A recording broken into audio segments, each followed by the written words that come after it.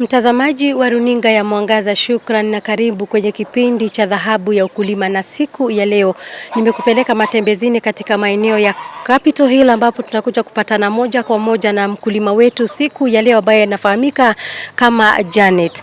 Kumbuka kwamba unaweza wasiliana nasi kupitia 22914 22914, na siku ya leo lengo kuu ni kujua aina tofauti za ndege. Kuna taki, kuna Guinea fowl. Je, wewe hapo mahali upo unafahamu gani?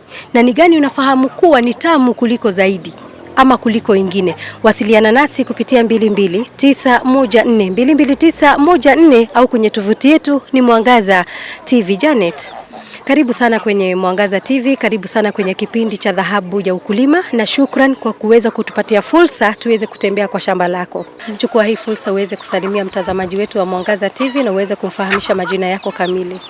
Kwanza nawakaribisha mara tena. Asante. Kwa majina naitwa Janet Kilonzo. Mimi ni mkulima. Mkulima mdogo tunaweza sema. Najivunia ukulima wangu. Manake imenisaidia kwa mambo mengi. And ninaifanya maana ni kitu ninaipenda kutoka kwa roho yangu. Ni kitu unatoka kwa roho kabisa. Nilianza ukulima mwaka kwanza hapa, nilikuwa nimeanza mbeleni pande ya Ukambani. Na wakati nilihamia hapa mwaka wa 2013 ndio nilianza ukulima kidogo kidogo tu ile ya shambani.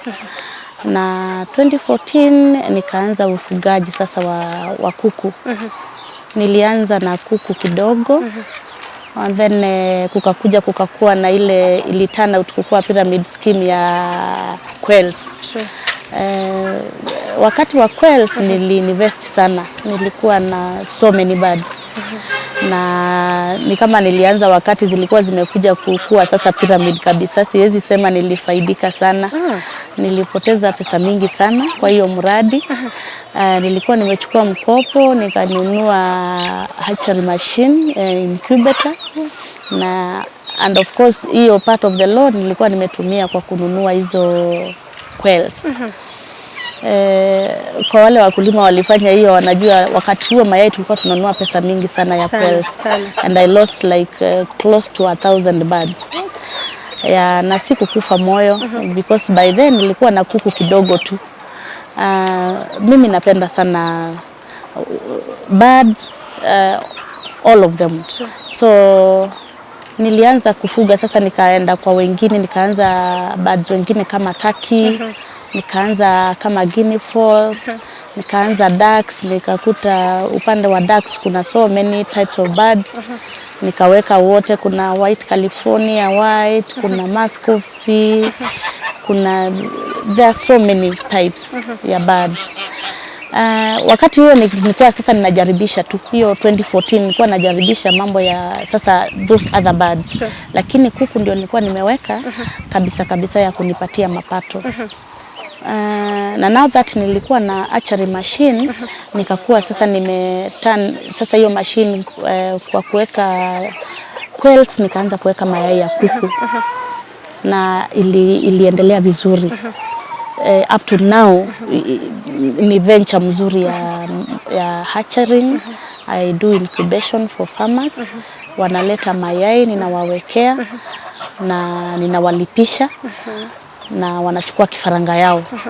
And I equally do for me. Nina hatch kuku zangu, ninauza kifaranga. Si concentrate sana na kulisha kuku hao wakubwa mimi. What I concentrate on ni hatchery. Hiyo ndio ninaweka much of my weight kwa hatchery. Although sasa niko na zile kuku zangu zinanitolea mayai yangu.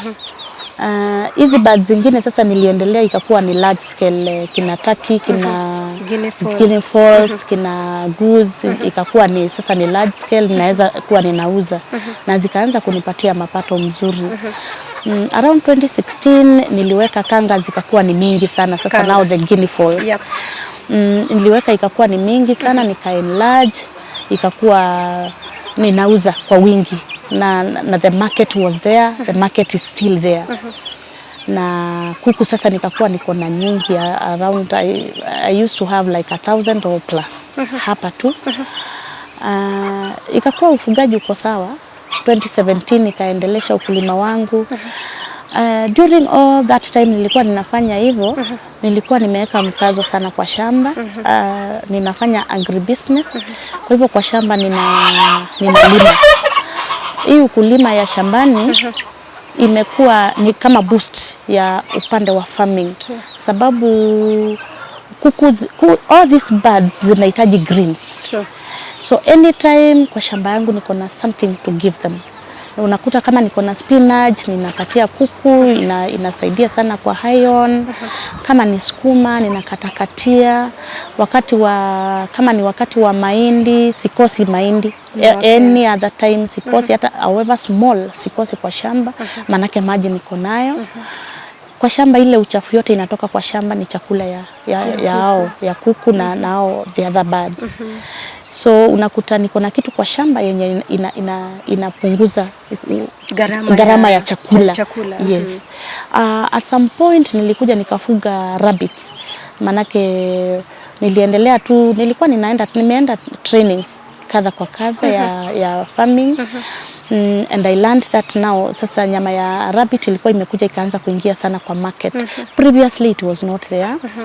Na wakati notice hivyo nilikuja nikaanza ufugaji wa rabbit. Inclusive of what I have a space, so I utilized the space which I had nicely. And it did very well also until some point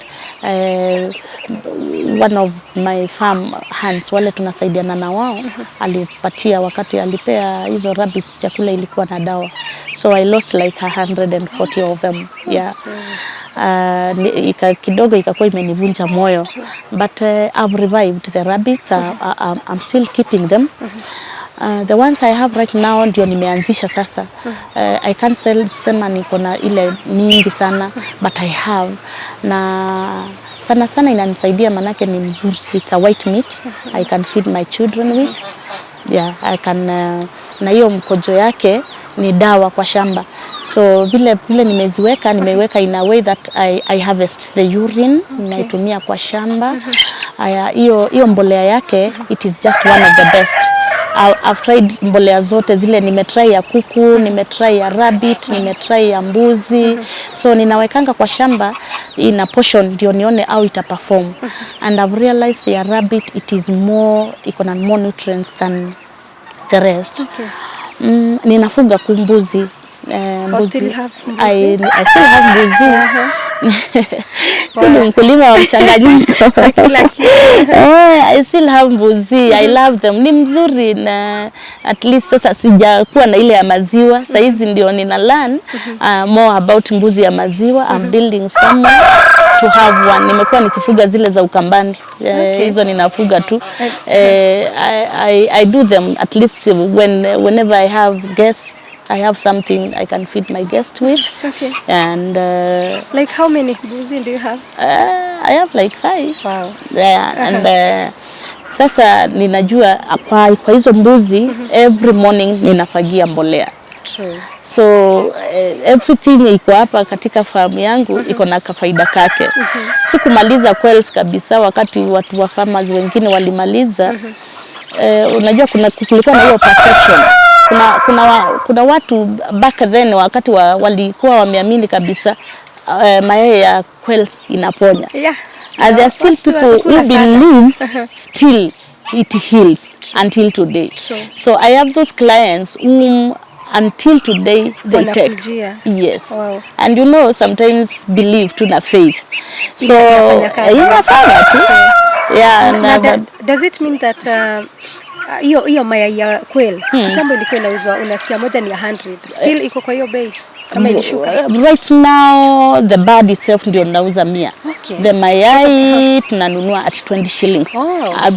I'm not selling because I have zile niko nazo sasa nikitoa ninauzia wale farmers wale wanatumia and I'm still hatching. So farmers wale wanachukua kakifaranga because at least now I'm enlarging them. Not so many farmers who have but I've realized they are coming back in the market. They have nice meat. Kuna wale wananunua tu ya nyama. So I'm adding the numbers. Zangu zile niko nazo zina hatch. Ninauza partly, ninauza mayai and the rest ninaeka kwa machine. Nina hatch. What inspired you to be a farmer? I was inspired nikiwa msichana mdogo. I lost my husband when I was a young girl. I was very young and my mother-in-law was a farmer.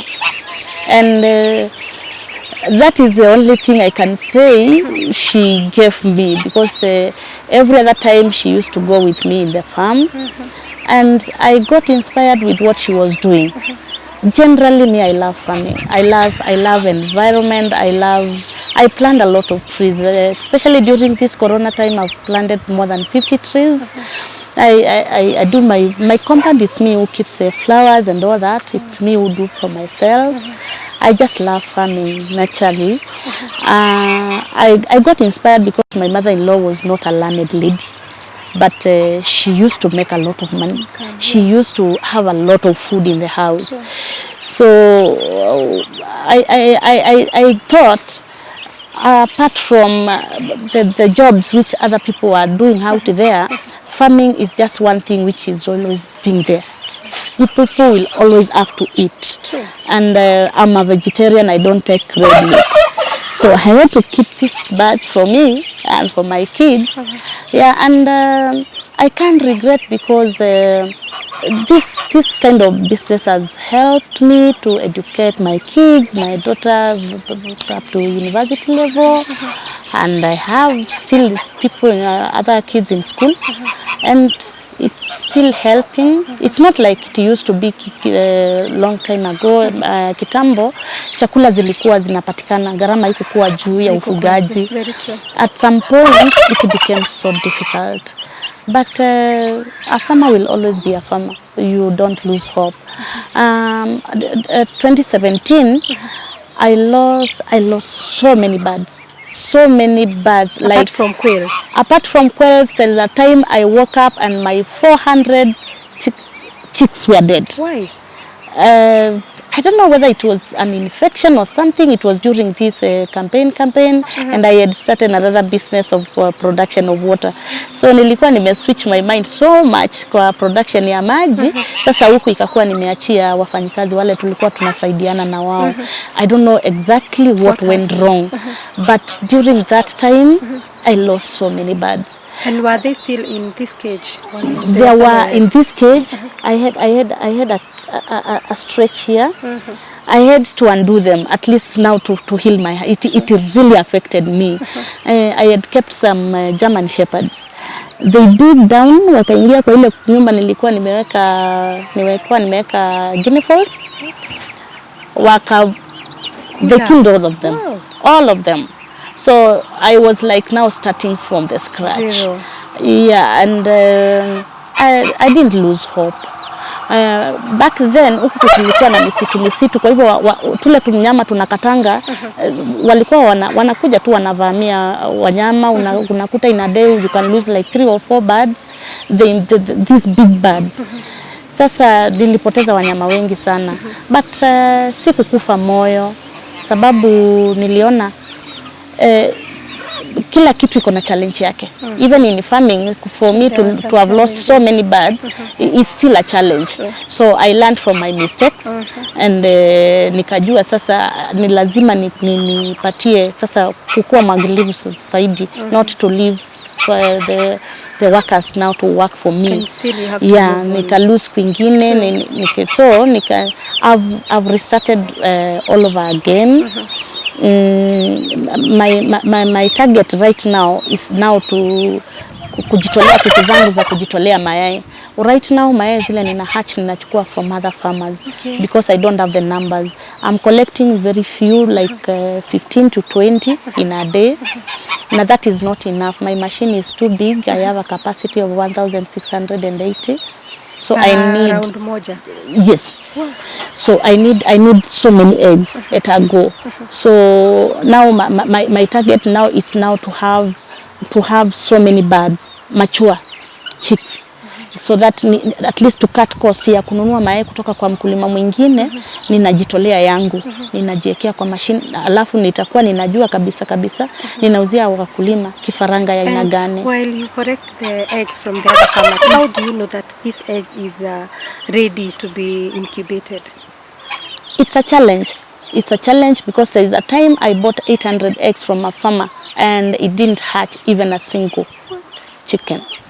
All of them, they were not fertilized, and I bought knowing that the farmer assured me that they were okay, but they were there, they didn't hatch. And now what do you do? Now it's a loss. So hizo mayai sasa isipo hatch, hiyo sasa inakuwa ni chakula ya dogi zangu. I still have dogs, lakini unaona ni gharama kubwa sana. Kuna gharama ya kununua hiyo mayai, kuna hiyo duration period ya kungoja kwa machine, na kuna stima involved in it. So unakuta gharama ni kubwa sana, and of course 800 eggs is so many. So I learned from that. No, I'm so keen. Right now I buy eggs from farmers whom I had sold chicks previously, at least people I know, and if need be, like now there is one farmer I'm buying eggs from. I've visited the farm, I've seen kuku zake venye ziko, nimeona njogoo zake, at least nimeona the balance, akona kike ngapi, akona njogoo ngapi, nikaona the environment, the cleanliness, vile kuku zake amezilea kutoka mwanzo, kama alipea dawa, kama alipea chanjo. At least for me to be assured, ninachukua mayai mzuri. So nikiweka kwa machine, at least I expect like 85% of hatching. That way nina cut cost. Because najua hata nikipata 85% si gharama sana, na hii 15% mayai inabaki ni zile maybe they are not hazikuachi vizuri, pengine kifaranga ilikufia ndani, pengine something happens. They cannot do 100%. Lakini at least hakuna gharama sana. Naomba Janet niweze kukukata kidogo sababu naona mwelekezi wangu pale Moses anasema twende kwa mapumziko kidogo. Mpenzi mtazamaji wa runinga ya Mwangaza, shukran kwa kuendelea kutazama kipindi ukipendacho cha Dhahabu ya Ukulima. Na usisahau kuwa siku ya leo tunaangazia types of birds. Na nilikuuliza kuwa wewe kwenu unajua gani?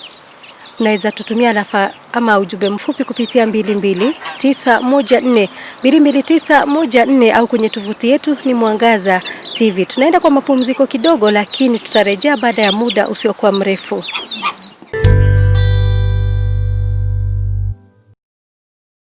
Karibu tena mtazamaji wa runinga ya Mwangaza katika kipindi cha Dhahabu ya Ukulima, na tumetoka kwa mapumziko kidogo, lakini kaa mitamboni ili uweze kuwa na ufahamu zaidi kuhusu kufuga kuku.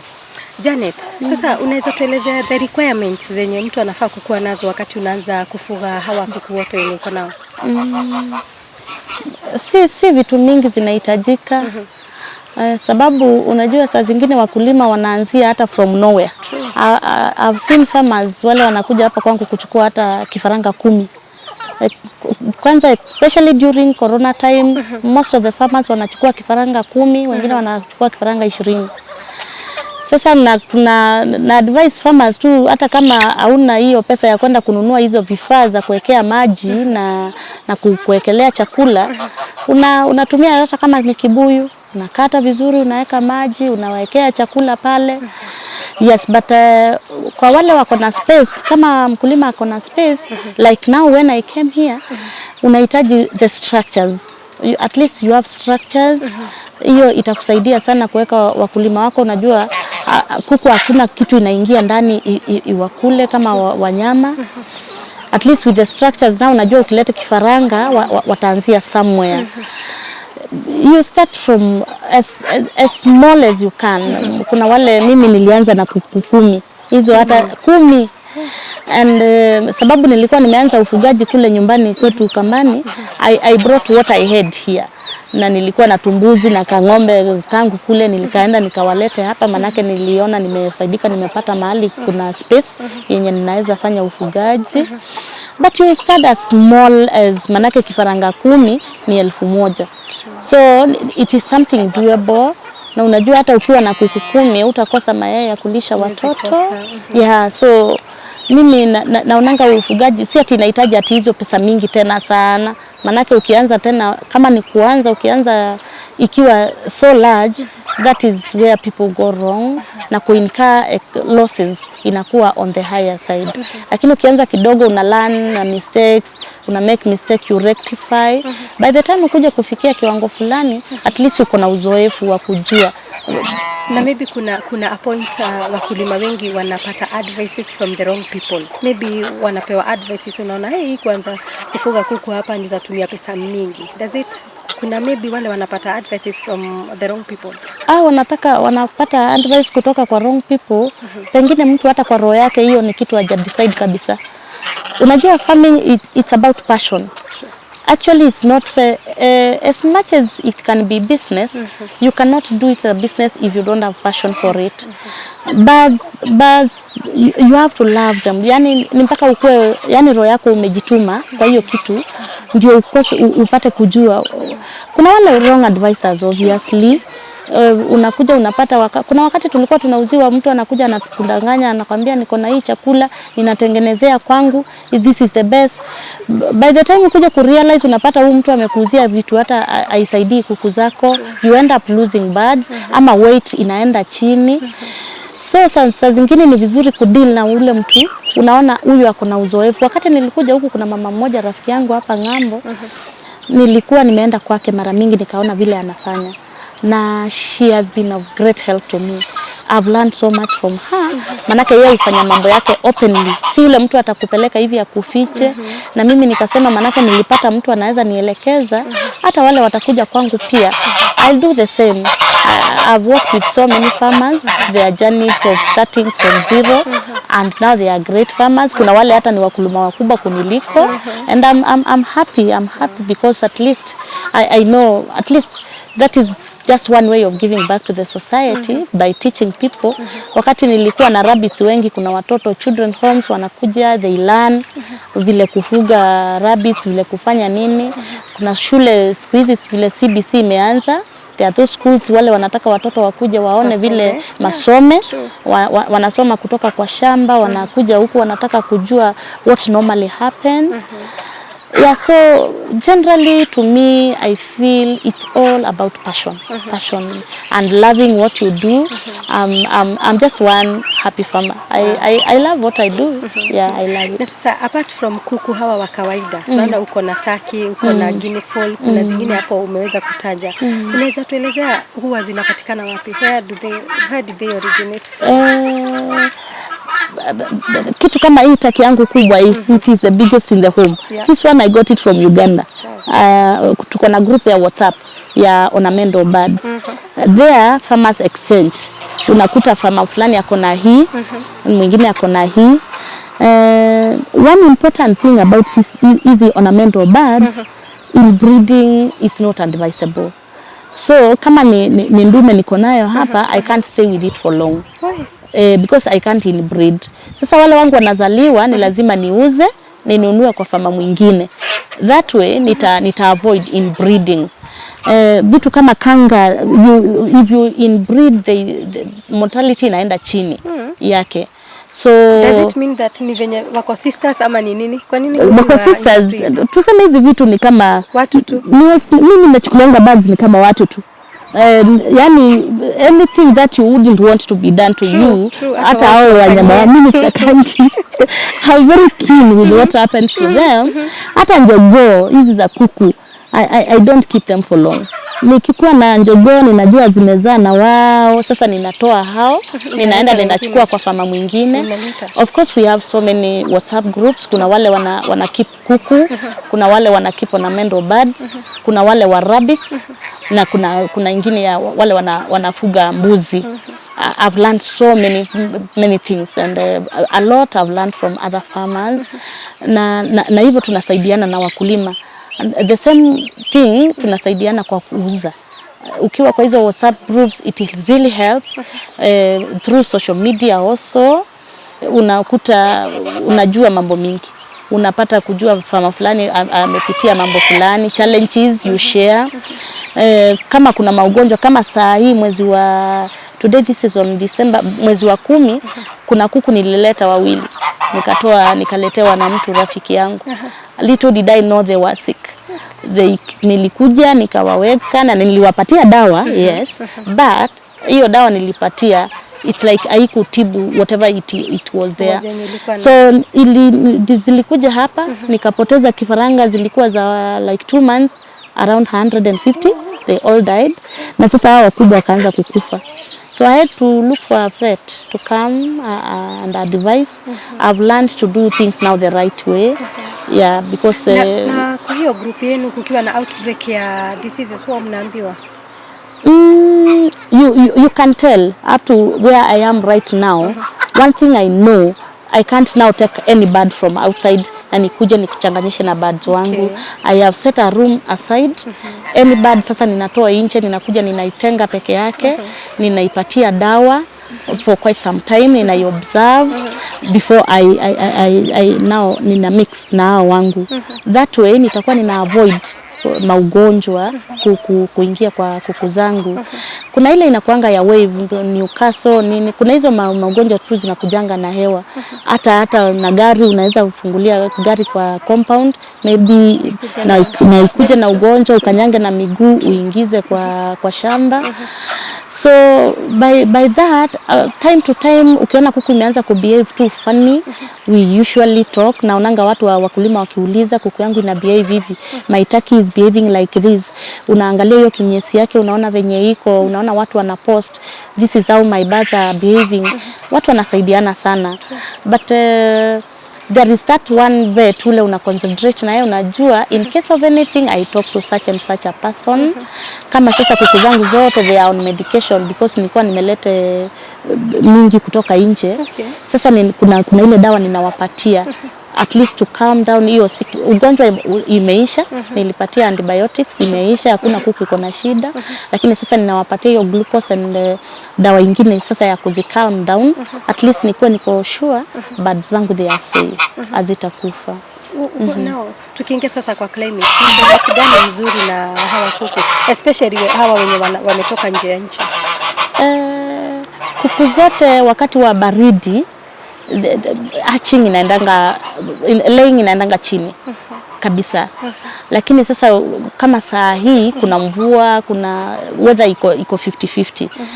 Mayai kwa wale watu wanaokota mayai bado iko sawa.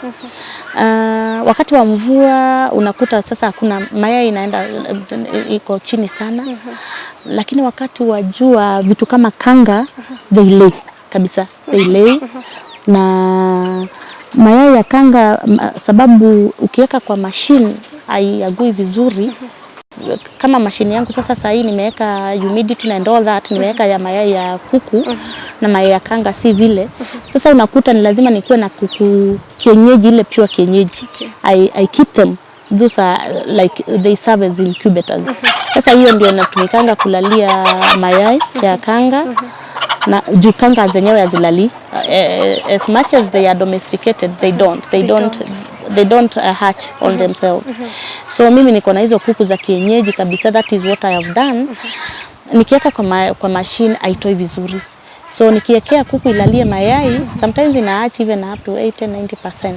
Yes. So vingine kama turkey, guinea fowls, they hatch so nicely. They are, lakini ni lazima ikuwe imetengenezewa vizuri mahali inalalia. Vitu kama goose mayai yake haishikashikwi, na mahali ina lay hapo ndio italalia in a very specific place yenye mayai haitaguzwa. That way itaagua vizuri tu. Zikishikashikwa nini inaenda chini yao ya kuhatch. Janet, nikiangalia nyuma yako naona kuna ka swimming pool.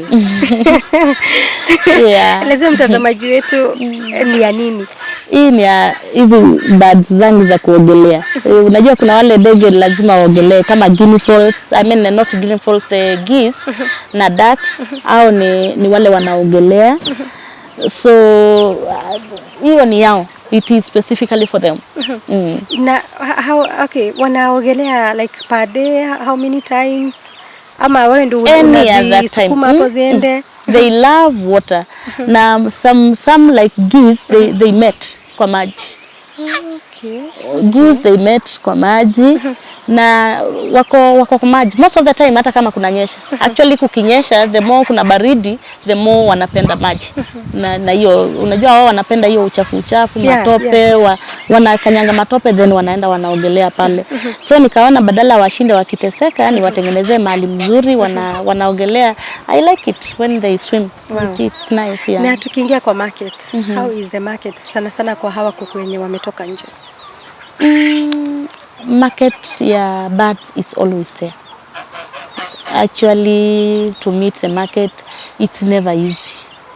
And hakuna siku ninaweza sema kama sahihi pale kifaranga wote wanatoka kwa machine unakuta wanangojea watu wanaenda. So the market is still there. Watu wameingia sana kwa ukulima. I can say during this corona time people have learned so much to depend on what they have in the house. Hata ule mkulima hakukuwa na kakuku kamoja. Tatisa kuna kitu sasa. Wanajua. Kuna wakati kuliharibika. Ikakuwa hiyo mayai ndio chakula. Na hiyo kuku ndio chakula. So there are so many farmers wamekuja kurealize now kuna alternative life. Hata wale walikuwa wapendi. Actually kuna watu wanakaa hata huku town. Unakuta mtu amefuga tu kuku 10 tu kwa balcony. So the market is there. Ya mayai, ya kuku, it is always there. Where we are right now here in Utawala, there are so many hotels. So kuuza kuku wa nyama pia ikuangi challenge sana. Hapana. Uwezi ataka sana bila kupata market. Uwezi pata. In the morning you post, you are selling and you get people. Mimi sana I don't concentrate on kuuza sana hivi. By word of mouth niko sasa, because I've been doing this for quite some time. Yeah, by word of mouth. Na wale wakulima walikuja hapa kwanza, na wale wanakujia mboga, manake ninakuanga na mboga hapa. Hao tu ndio wamekuwa my clients, na ndio wanaletea mwingine na mwingine na mwingine. So my clients, they just walk in. And do they go for the same price like let's compare turkey and guinea fowl? No, guinea fowls for the mature ones, they are going for 3,000. The mature ones? The mature ones, they are going for 3,000. A day-old chick, yeah, guinea fowls is 500 shillings. Okay. Yeah. A day-old chick.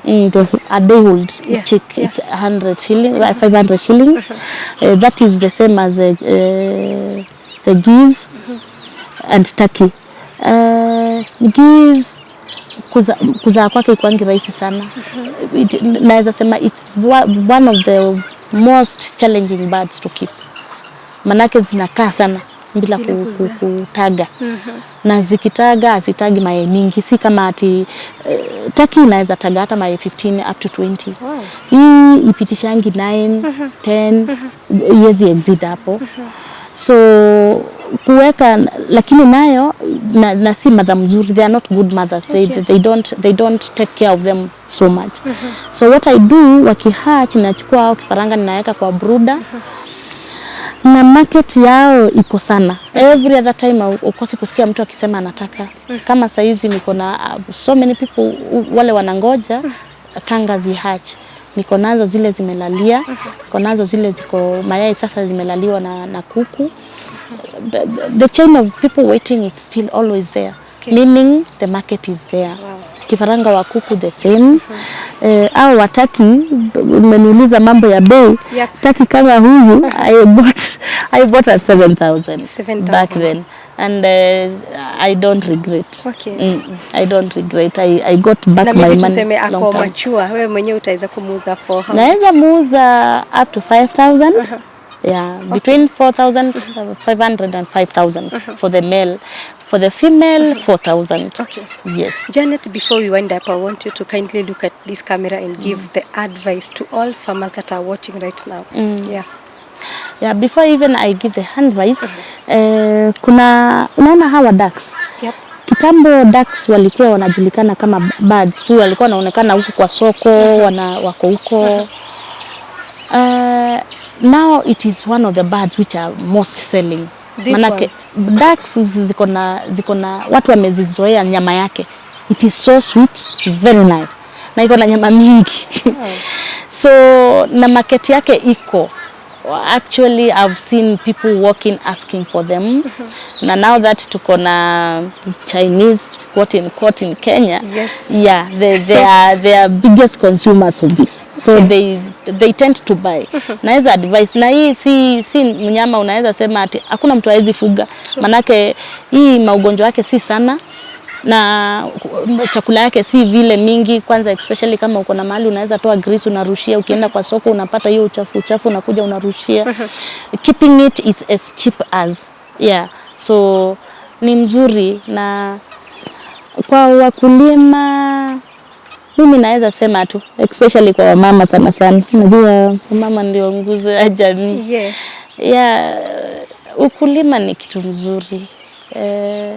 Iko na faida yake. To me, I treat this as any other business. Na naweza kusema faida yake inanisaidia, niko kwa tuchama twa wamama. Na inanisaidia kulipa chama. Kama nikamkopo nimechukua mahali ya ukulima, unakuta hata wale wananipatia mkopo wanataka kuona hiyo pesa wanapeana inatoka wapi. So wakikuja hapa wakipata niko na kuku kadhaa, wanaona yenyewe huyu hata tukimpatia pesa ataweza kulipa. Sio kila siku kutegemea ati kupewa ama kutegemea people like me who doesn't have anybody to bring. I know I have to work very hard.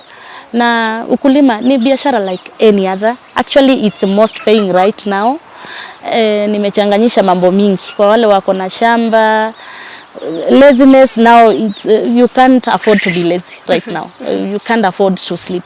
I'm always awake and doing something. Wakati kulikuja mambo ikakuwa economy mbaya in our country right now, so sometimes hata kulipa huo mfanyikazi inashindikana. So I do it myself. Najifunga kabisa, naingia kwa shamba, ninalima, ninatolea kuku zangu chakula, ninapanda.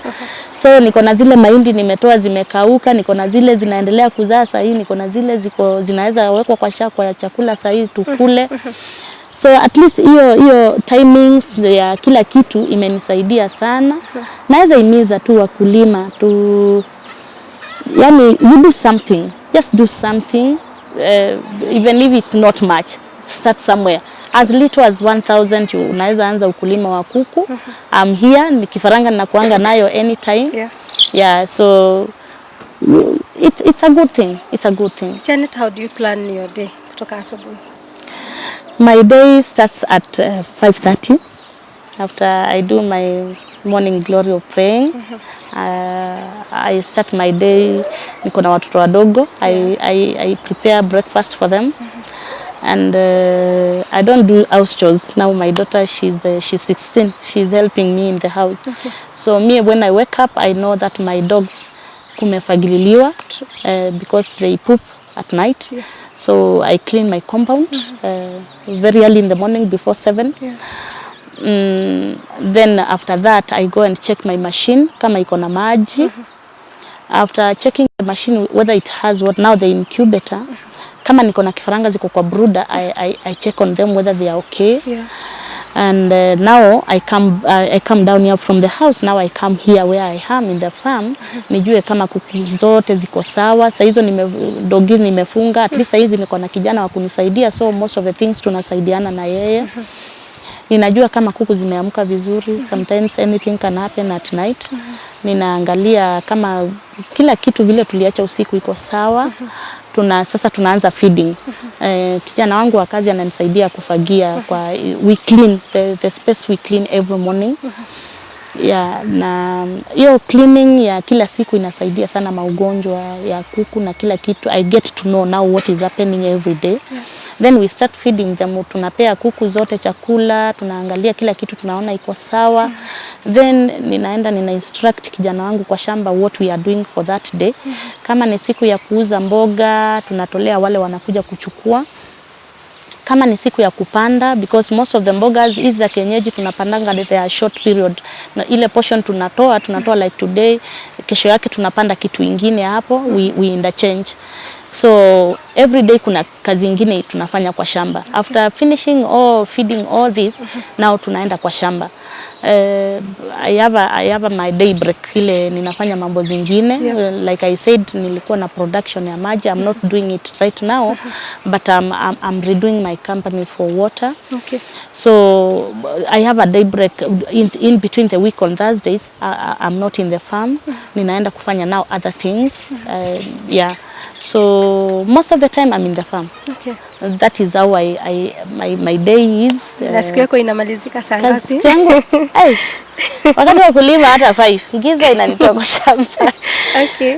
Kuna wakati kama saa hizi sasa vile tulikuwa tunapanda hii chakula iko kwa shamba, giza itatutoa tu.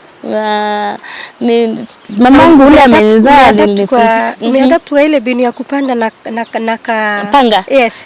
That is what I've been taught. Where I come from, we do it. Okay. My mom is just one farmer who amenifunza vizuri. Na najivunianga sana kulima na panga na jembe. Okay. I love doing it. I love doing it, na ukitembea kwa shamba yangu utaona I've done it. Huku si mahali ya maji, lakini mimi huvuna ndoma. Wow. Niko nazo nimelima. Huku si mahali ya ati ile maji mingi, lakini kwa shamba yangu huwezi kosa miwa, huwezi kosa matunda, huwezi kosa paipai, huwezi kosa passion, avocados. I mean, I've done all this. Most of these things nikipanda kama hizi ndizi, I've always had ripe banana kwangu. Okay. And I can't say ni vitu nimesaidiwa na wafanyika. I've done it myself in my hands. Na naomba Janet tuweze kukomea kwa hapo siku ya leo. Asante sana, maagizo yako ni mazuri kweli, natumai kuwa mtazamaji wetu ameweza kuwa na ufafanuzi zaidi. Asante sana pia kwa kuweza kutualika mahala hapa. Shukran sana. Asante. Mtazamaji wa runinga ya Mwangaza, shukran kwa kuendelea kutazama kipindi ukipendacho cha Dhahabu ya Ukulima, na hapo ndipo tutaweza kuweka kikomo kwa siku ya leo. Panapo majaliwa yake Mwenyezi Mungu, wiki ijayo sana wakati kama huu tutaweza kuendelea. Nimekuwa na hodha wako Ukulima Mbogo, na mgeni wetu siku ya leo amekuwa ni Janet. Uwe na usiku mwanana. Bye bye.